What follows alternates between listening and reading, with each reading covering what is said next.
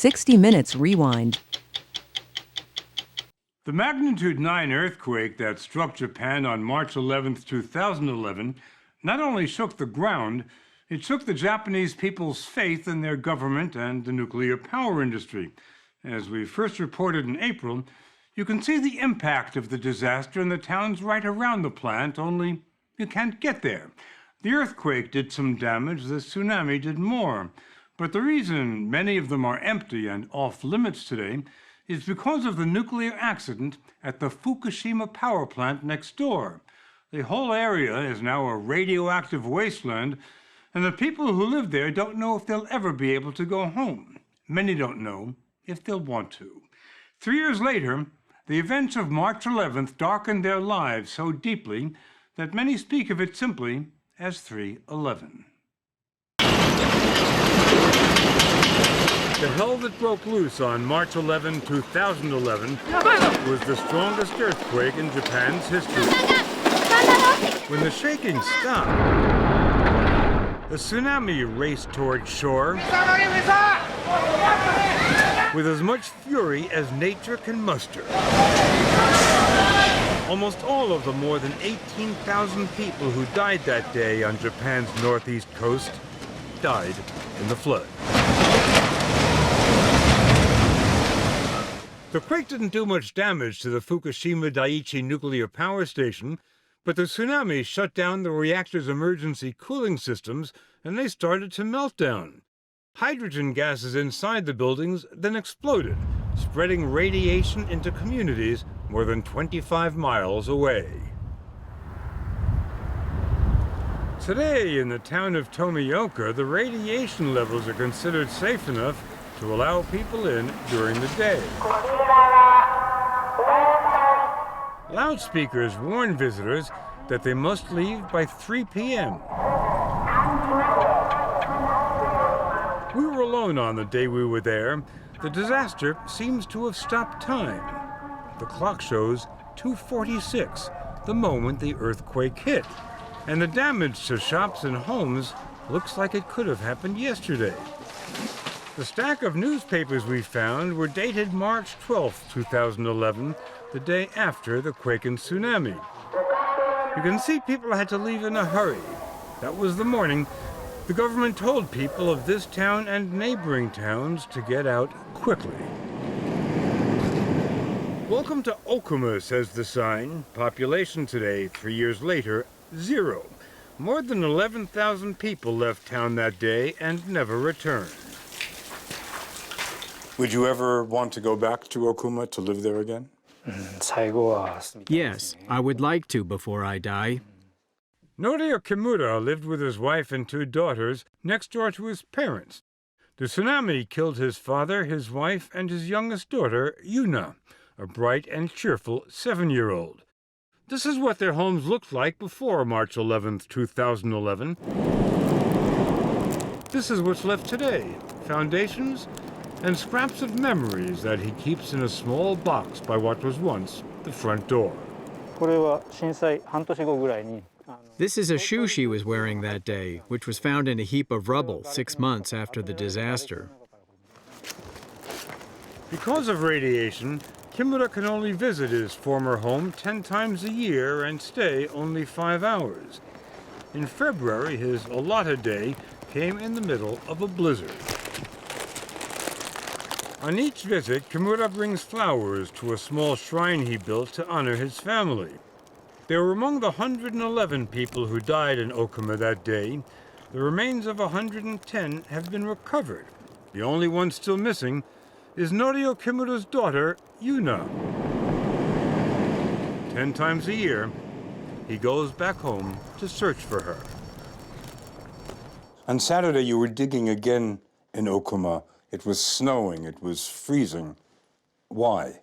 To find Yuna, of course. And also, if I stop searching or gathering her things, I will lose the connection with her. To be honest, the reason why I can live my life every day is because I have to find her and her things. Volunteers now help Kimura dig through the piles of debris left by the tsunami. Everyone's dressed in protective clothing to limit their exposure to radiation. The digging seems futile, but on this day, Kimura unearthed clothing he says belonged to his surviving daughter, Mayu. On March 11th, the day of the tsunami, Kimura made a mistake for which he will never forgive himself. He was at work on a farm, and he stayed there. Did you think then that there would be a tsunami? たまたま職場にラジオがあって、 There was a radio at my work, and my boss told me that the tsunami was going to be 3 meters tall. 3メートルの津波が来るようだっていうことを、私の家自体が My house is 5 to 6 meters above sea level, so I was convinced that our home would be fine and didn't worry about it after that at all. まあ確信したっていうか、 Do you think there's anything you could have done to save your family? すぐに帰ればいい。 I should have gone home right away. Even now, I say to myself, what was I thinking? 気持ちです。 When radiation forced the evacuation of Okuma, the town leader told Norio Kimura to stop searching for the missing and start caring for the living. Sahina's daughter moved here to the Japanese Alps, where the brisk air and the snow-capped mountains made radiation and tsunamis difficult to imagine. Kimura has traded farming for a guest house he recently opened. His daughter Mayu talks about her mother more than her missing sister, and doesn't ask why her father continues searching for her. Their new mountain home is 2,000 feet above the perils of the sea and 180 miles from the Fukushima plant. Ghost towns surround the plant now, but 3 years later, there are still more than 4,000 workers there, all of them wearing layers of protection. Because of the exposure to radiation, the men in this building are only allowed to work 2.5 hours a day. They're not producing any electricity, they're just cleaning up. Were TEPCO workers adequately trained to handle the emergency? I don't think so. Within months of the accident, Yoichi Funabashi, a former newspaper editor, headed an investigation into what went wrong and why. It was the only investigation not sponsored by the government, and its conclusions were brutal. I was very much concerned about the government not telling the truth to the public. The revelations in Funabashi's report added to the public's anger and dismay. He wrote that from the beginning, the government had conspired with the industry to convince people that nuclear power is safe. So the government effort at the time was to convince people that there was nothing to worry about. Exactly. Nothing to worry about. Don't worry, okay? Even don't prepare for that, severe accident, okay? Because that would cause that unnecessary unease and unnecessary misunderstanding. And there's no reason to prepare. No reason to prepare. So this avoidance ultimately translated into unpreparedness. The story will continue after this. Mother Nature threw a real curveball to the Japanese with that huge tsunami. Last year, TEPCO hired American nuclear engineer Lake Barrett as an advisor. Barrett directed the cleanup at the 3 Mile Island nuclear plant after its accident in 1979. It's estimated that the cleanup is going to take 30 to 40 years. To a layman, that sounds very, very long. To me, that's not long at all. That's what I would expect for that kind of thing. It's a huge challenge. It's a big on-site mess that they have to clean up, and it's going to take them decades to do it. It took us 10 years to do 3 Mile Island, and 3 Mile Island accident was much simpler than they have at Fukushima. Are they where you thought they would be 3 years later? I'd hope they'd be further along. It's been challenging technically, it's been challenging culturally and politically for them, but they're making good progress now. Sounds like you're being a little diplomatic. Well, decision-making process in Japan is complicated. Decision-making in Japan requires consensus, and reaching consensus often takes a very long time. The most difficult job will be to dismantle the melted reactors, but radiation is too high for workers to get there. For now, TEPCO is inundated with groundwater that leaks into the reactors and gets contaminated. Every day, 100,000 gallons of radioactive water has to be pumped out before it reaches the ocean. TEPCO is filling storage tanks almost as fast as it can build them, and they're notorious for leaking. Another enormous cleanup is happening outside the plant.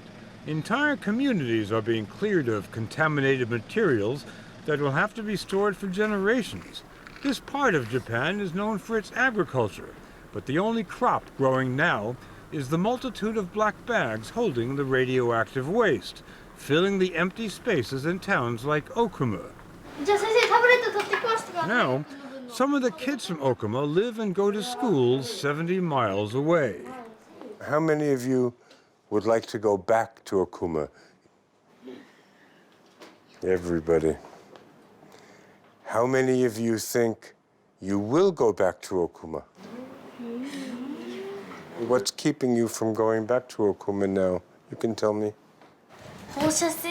Because there's a lot of radiation. There's a lot of radioactive material there. These kids will be middle-aged before the cleanup is finished. Their homes could have been rebuilt quickly if it had just been an earthquake and a tsunami. It's the man-made disaster which will take decades to repair. This is the class that Norio Kimura's daughter Yuna would have been in if she were alive. Her friend Kureya remembers they ate lunch together. Where is she now? In Okuma.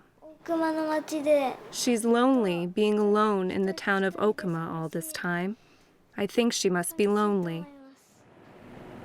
About a third of the residents from Okuma decided to stick together and moved into what the government called temporary housing. Temporary is lasting a long time. The 3 generations of Kimuras that once lived together are now split apart. Norio and his daughter live in Nagano, 5 hours away from his mother, Tomoe. She lives in the temporary housing, alone in a cold and cramped room furnished with photographs. The Kimuras, like many Japanese, have a strong connection to their dead and feel obliged to help them be at peace. As long as the dead are in limbo, so are the living. You've lost so much of your family. Why aren't you together with your son now? I'm with my husband's ashes now. Once I find a proper place to put him, I'd like to go to Nagano. What do you think the right place will be? Our family cemetery in Okuma is contaminated with radiation now. I could come back 2 or 3 times a year to burn incense for him, but my grandchild would not be able to come. I don't want to keep him where his grandchild, whom he used to adore so much, can't even come to visit. 10 times a year, Norio Kimura visits his ancestors in the family cemetery, a place where he thought he would be laid to rest one day, and where his children would come to visit him. But he won't find any peace, he says, until after he finds Yuna.